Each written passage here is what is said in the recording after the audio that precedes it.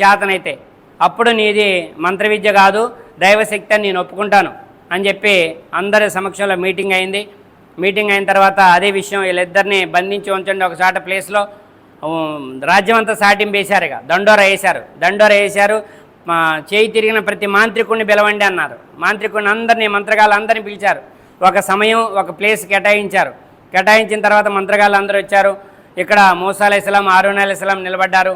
ఆ మంత్రగాళ్ళు అందరూ అడుగుతున్నారు, మేము ఇవాళ గెలిస్తే, మేము మా మంత్ర విద్యను చూపిస్తే మీరు మాకు మంచి బహుమానాలు ఇస్తారా రాజుగారు అని అడుగుతున్నారు. ఓ బ్రహ్మాండమైనటువంటి బహుమానాలు ఇస్తామని అన్నారు.